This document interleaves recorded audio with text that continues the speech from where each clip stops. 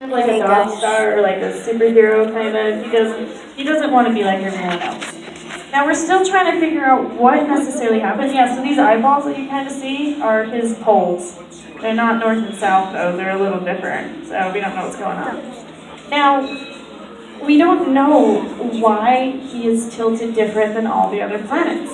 Scientists first thought that maybe, when the solar system was first forming and everything, maybe one of Uranus's moons was kind of flying really fast and hit into it and knocked it on its side, which would make sense for Uranus kind of being knocked on its side. But it doesn't make sense as to why all of Uranus's moons are also tilted the same way. So we don't know exactly what's going on, but it'd be cool if we could find that out with more research and stuff in the future. We don't know a lot about what's out there, but it's so cool to try and figure this out. Alright guys, go ahead and name the next planet. I heard Saturn, then we'll go to Neptune, then Jupiter. Sound good? Alright, we got 3.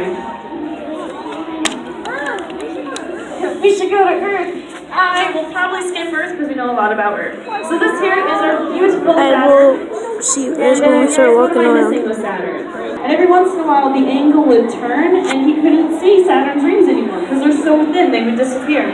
So he wrote in his journal, I think Saturn ate his children today because he couldn't find them. Which would be kind of funny picturing Saturn actually eating, like children or something. So I'm glad that they weren't children and they were just rings instead. Now, Saturn has some really cool moons. The first one I want to quickly talk about is Enceladus. So Enceladus is a really, really icy moon. Enceladus has a bunch of these geysers that kind of, sputter ice into space. And then adding ice to Saturn's rings. Now, we're not completely sure, but we're trying to figure this out. Last year we got a lot of news about Enceladus, and it's how that these geysers are possible that they could have bacterial life surviving where the geysers are at. They could be eating up stuff there. It could be kind of similar to some of the geysers and fissures that we have here on Earth in the icy areas. So it's possible that we could find life here on Enceladus. Now Saturn's most popular moon though is called Titan. Now Titan is Saturn's biggest moon and I call it the photobomb moon.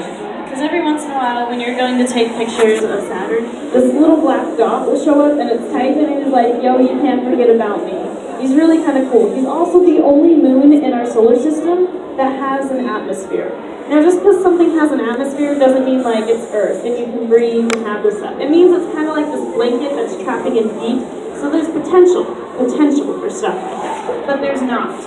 This atmosphere is actually filled with a lot of methane and ethane, and it has liquid methane and ethane, so like rivers and lakes of methane and ethane. Not as cool as, like us, so liquid water usually